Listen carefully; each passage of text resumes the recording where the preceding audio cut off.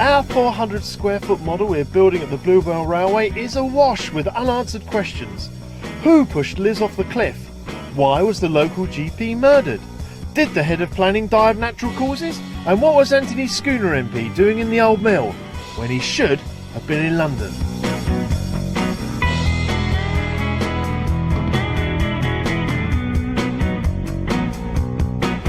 Do you remember Sid Plummet? He is the sole witness to the dastardly murder of GP Dr. Wade. His house got firebombed, and that is the reason he has taken up temporary residence in Fairweather Castle. You can just see him peering out over the battlements there. And we thought it'd be a bit of a laugh if we added some smoke to his smouldering domicile. Now look at that, it's still smouldering away over there, and the actual fire's gone out. There's bits of wood on the inside that are smouldering away. You know what it's like after a fire. So how did we do it? Well, we got one of these. This is a smoke generator kit. Comes in a little pack like that. The key element in the kit is the actual chimney thing, which is this chappy here. Now that is the actual smoke generator. It's made to look like a chimney because that's essentially what it is. You can just stick it into a model like that, and then you're in business. Essentially it's a reservoir with a heating element in it. You can just see the heating element there, which is connected up to these two wires here, which you run down through the layout and connect them up to a 16-volt power supply. Then the other important part of the kit is of course the oil that comes with it. To get this in here, they even give you a little syringe, and you just fill it up from there, and it only takes about 3 millilitres. That's 3 of these little tiny notches on there. That's all it takes, and that gives you about 15-20 minutes of running time. Because it's a syringe, you've got to be really careful with it. Obviously take a lot of caution. Now you pop that into your model, squirt this in here, connect it up, and you're in business. Or you can do what we've done, which is to drill through the baseboard underneath Sid's cottage and pop one in there. Look at that, that's fantastic. And all you've got to do after about 20 minutes is just add a few more drops carefully with your syringe in the top there. Bish bash bosh, like that, and you're in business. Just takes a while to heat up again. Meanwhile, I put Sid's fire devastated cottage back in place, and Bob is your uncle. Now, as you probably remember, Sid is a visionary mushroom farmer, and there's his shed where he grows his mushrooms, and there is one of his visionary mushrooms. Brian did that. He did it after he come back from the pub. Enough said, I think. Place in the layout we thought we could use smoke, and that is up here. This is a small industrial area of Farmington known as Gas Street to the locals, and we were thinking dark satanic mill, smoking chimney, but the only thing is, of course, you can't actually reach over to get the oil in the actual chimney itself, so we were a bit stuck. And then Chris came to the rescue with an ingenious solution. How did you solve our problem? I felt that if we couldn't fill the smoke generator from the top, we'd have to bring it out to the bottom, fill it, and then put it back in again. So I came up with this tube with a smoke generator in the top. I fitted a bayonet connection on the bottom to lock it into place, a pair of handles to get it there, and just brought the wires out to connect to the power supply. That's brilliant, mate. Well, can we see it in operation? Absolutely. Yeah, spark it up.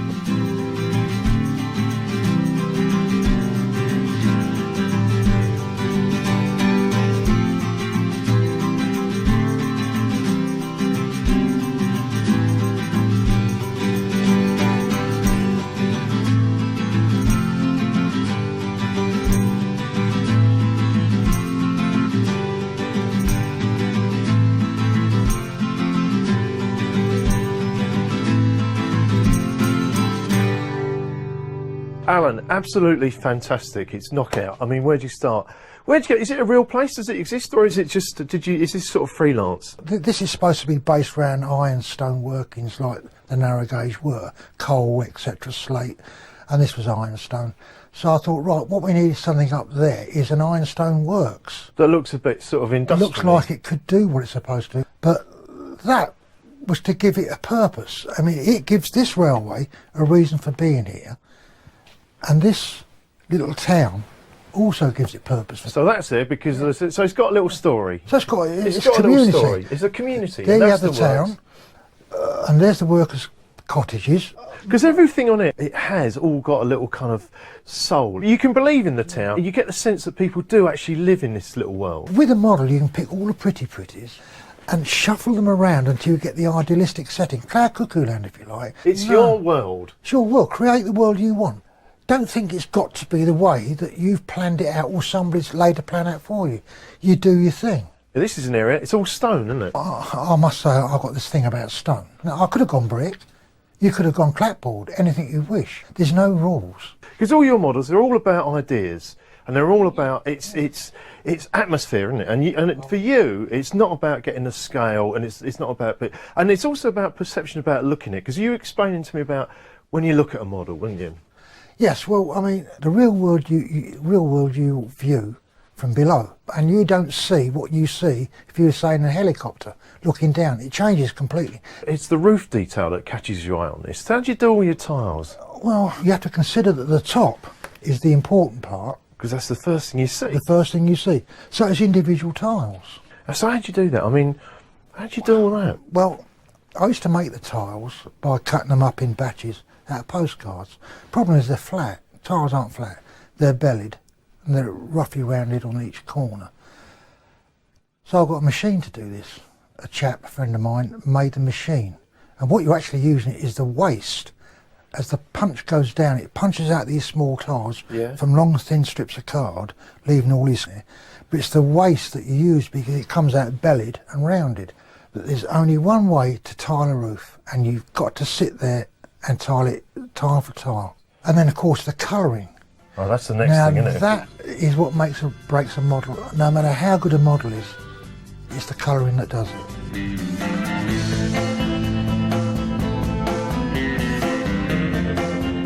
Alan, part of the charm of the model is how good you've got your stonework to look. So how do you get that effect?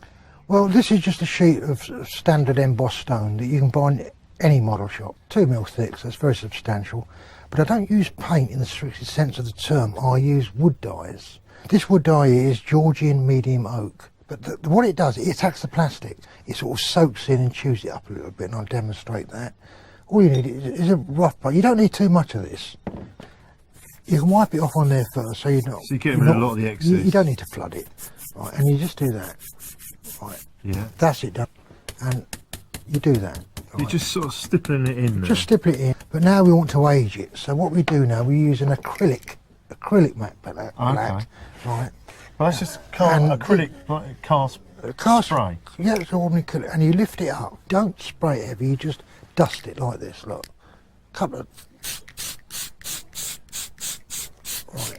Now then, you could leave that as is, but we are going to cement joint this. Okay, so you want So the grouting in it? Yeah, so it looks like that. All right. But before I can do that, we've got to leave this to key in for All a few right. minutes, okay? So while doing that, let's have a look at how you did the tin roof, because Right, that's a different technique again, isn't it? Really, there's not a lot of difference in it. It's all down to these two elements that I use, which is wood dyes and spray paint. And it seems to do for almost everything. Now, but this, of course, you must understand, this only works on plastic. Okay. It doesn't work on cardboard. So Same thing. this time you can go a bit braver with it. You can just wipe it over. Bosh it on. And there's so many things you can do with it. I've never ever thought we're using wood dyes. Well, because it's so thinner than paint. Yeah, it really does. It fits. And if I kept brushing that, what that would do would pick up on the plastic and really stress it up like flaked, sunburnt woodwork. You know how it flakes? Oh, and I know, crazes? yeah, It would yeah. do that.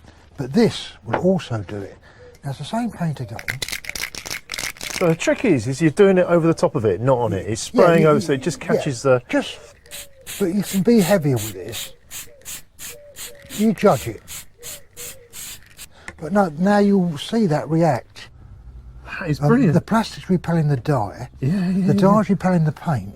Now you've got a natural reaction going. So we're having a little war down there. They're all splitting There's up. a little war free going on down there. Right now, and look what it's doing now, you see.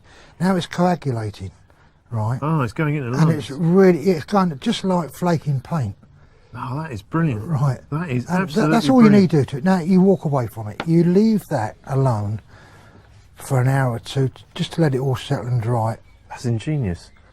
Now we're going to put the cement join in this, right? Okay. But you must check that this is not too tacky, otherwise the powder I use will just stick to the surface. Which is the next secret ingredient? Well, yeah, well, secret is it's just talcum powder. Powder. Cheap, cheerful. Cheap, cheerful stuff. You don't want the pink stuff, right? Now you just pile it on like that, okay? Yeah. And then with the heel of your hand, Just crush it in. you rub it, compound it in there, rub it in, right? Now that's too white. Right, now this time we're using light oak. Okay. But you don't want to be brushing it, because you'll just brush it out. So, so you're not what we do, just have it on like that. Right. Don't ever brush it.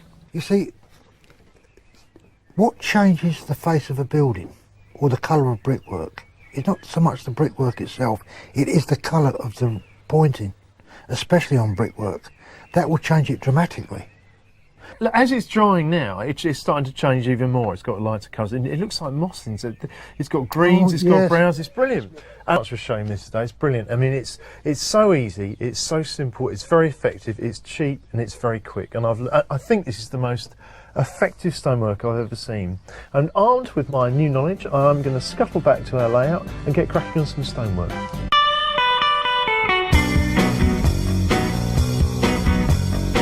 I can't be the only one who's becoming more and more curious about what the men who say they're from the Waterboard are doing in the hills behind Farmerton. It doesn't need a nuclear physicist to work out that something fishy is going on. But it does take a team of nuclear physicists to build a nuclear reactor, and that's what's happening right here, right now. Charles, you're a nuclear physicist. No. That's good enough for me. Right. Can you tell me exactly what the interior of a nuclear reactor looks like when it is in full swing? In one word, no. I can. I have had a vision and a dream, and I will show you that vision and a dream. Let me get behind you. Here it is. This is my vision and a dream. It is this. This, I've got to tell you, is a wonderful device called a plasma ball. I plug it in. Ta-da! That is what the inside of a nuclear reactor looks like. Exactly. Spectacular, isn't it? A plasma ball is a rather fantastic thing. What it does, it sends out electrons, and it's and it costs 15 quid. Brilliant. It's brilliant, isn't it? Yeah. Okay, the first problem I can see with this wonderful thing is it's not going to be bright enough. No, there's too much light around it and it doesn't stand out very much. Does Okay, it? now it does come with this little hat thing. Yeah. I pop the hat on, and that does improve things a little bit, but it's still not really there, is it? And it's at this point I hand over Farmerton's entire nuclear future to yourself, Charles. Thank you, Simon. As you can see, it's still very bright. There's a lot of light around it. It still doesn't stand out very well. So we've got this wonderful state-of-the-art bit of modern technology.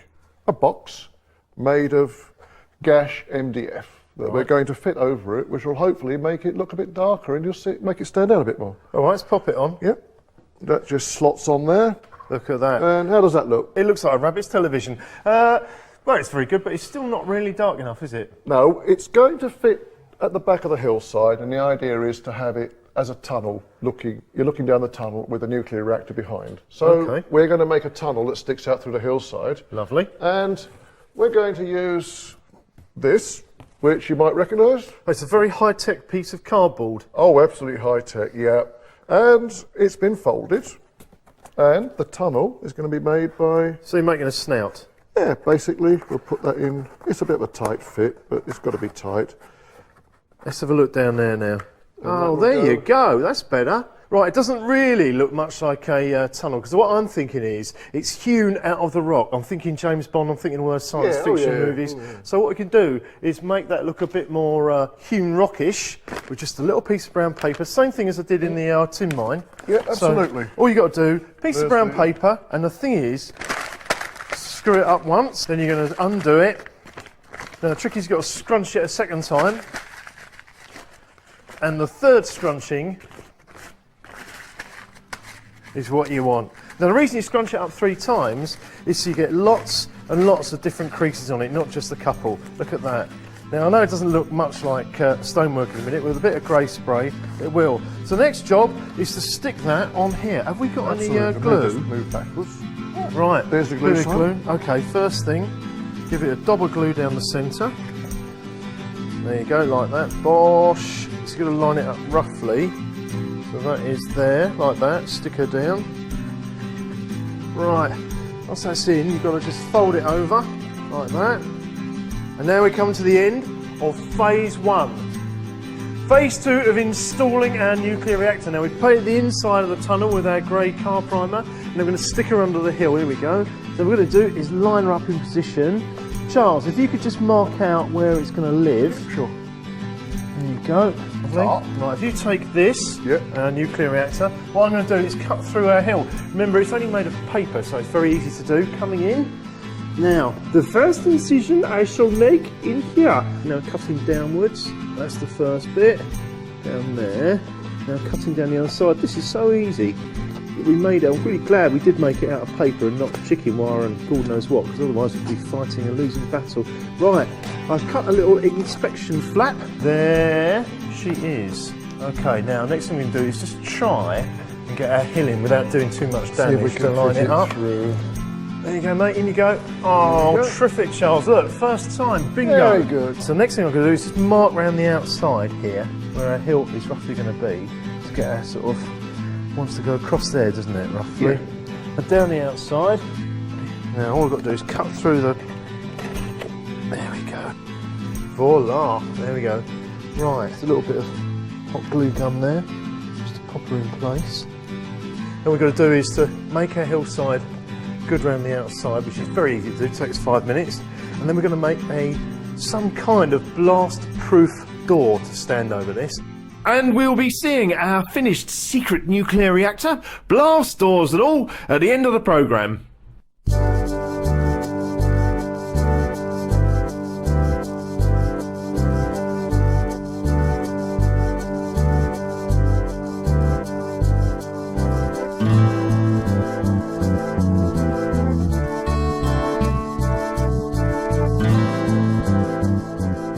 What we're going to show you now is one of the most ingenious bits of model engineering I have ever seen.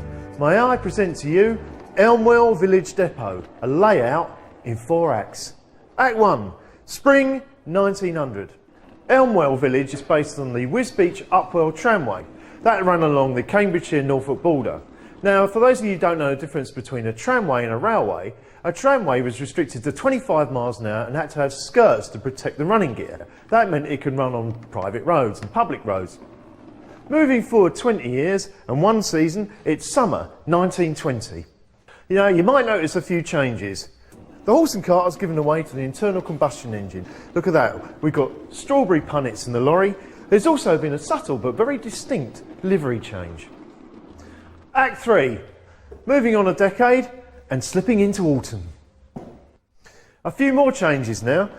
It's all internal combustion engine, all the horses have gone to the knacker's yard, and this time a very distinct change in livery. Act 4, the final act. We've moved forward another 10 years and it's deep winter. The final livery change is now BR, and look at all the people at the station. Very cold indeed. Brian, you're the designer of this layout. Talk us through some of the things that change through the seasons and through the generations. Start this end. What are we looking at here? Right, well, this is the coal yard, and the thing to keep your eye on, I think, is this particular wagon here, which will change through the sequences and show the development of four-wheel coal wagons throughout the period we're covering. And this is a Dunn-Bufford wagon, and it's loading coal into a tip cart. Now, you've got a story about all the little people, haven't you? Tell me about the little characters on the cart. Yeah, well, we've got 2 characters here. This is the young Farmer Giles, and this is He's the looking a young bit Harry disinterested there, isn't He he? is, He's isn't not. he? Yeah, I Farmer Giles not really very involved in it all. I think he's missing his cup of tea. So you've got Farmer Giles and there's another character as well, isn't there? Harry Shuntingham. This is Harry Shuntingham. Oh, the bloke with the sticks, Harry. Yeah, the stick is a shunting pole. All right, Brian, let's leap forward 20 years to summer 1920. Here we go. Here she is. Right, the crop now is the strawberry crop, and this was a genuine, very important crop for the area. And our characters are back, haven't they? The characters are still there. Farmer Giles has lost a bit of hair. How did he do that? Was that stress? Must be worry, isn't it? Let's leap forward 10 years to autumn 1930. I'll tell you what I do like, well, it's just caught my eye. Autumnal scene, obviously. All the leaves are coming off the trees, it was all golden, but you've got the leaves on top of the building. I do like this building. Tell me about the building. That was made by Ray Ashdown, and it's scratch built, and it's individually sky bricks and handmade window frames. Is that a card building? It is. It's a card building, and it's quite a job to build 4 buildings all identical. So let's have a look at the shop then. Things have changed up there as well. I think they have, yes. H. Jones is still in occupation. Still in business. He's done well, hasn't he? Yeah, he's doing very well. He's now got a little van. Oh, very posh. Yeah. And people in uniform. People in uniform. What's going on there? Well, from the secret Elmwell RAF headquarters. You see, the bloke in the suit worries me. I don't know why. He just says spy. You know, careless talk costs lives. So let's skip forward 20 years and go to winter 1950. Here we go.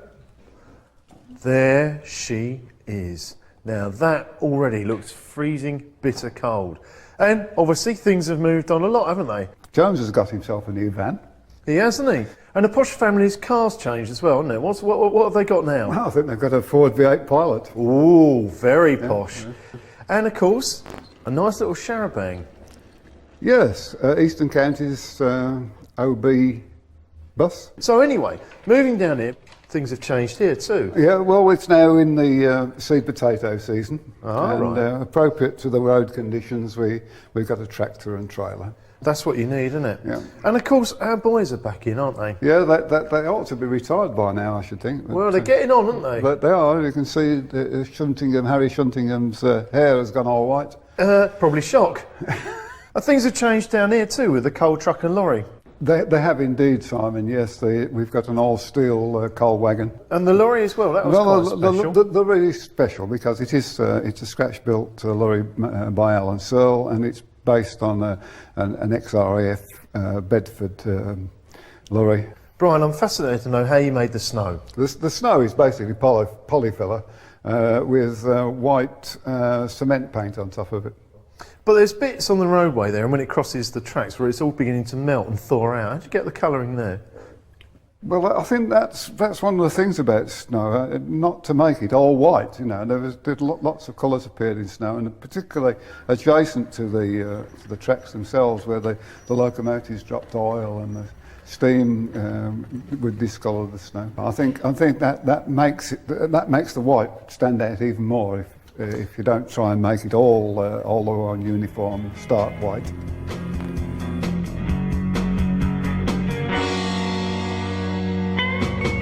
Back at Farmerton, I think I should tell you that our nuclear reactor has more to it than meets the eye. It's been designed by one Dr. Welling, a rogue genius from Exeter, who believes he has stumbled across the hitherto undiscovered radioactive properties of tin, and has now created the world's first tin reactor. With his help, Britain stands at the threshold of possessing the most powerful weapon the world has ever seen, a tin bomb. By some strange coincidence, Anthony Schooner MP and member of the Defence Select Committee just happens to be closing the deal on his purchase of the old tin mine, and for some strange reason he wants to keep it all hush-hush. Now why could that be?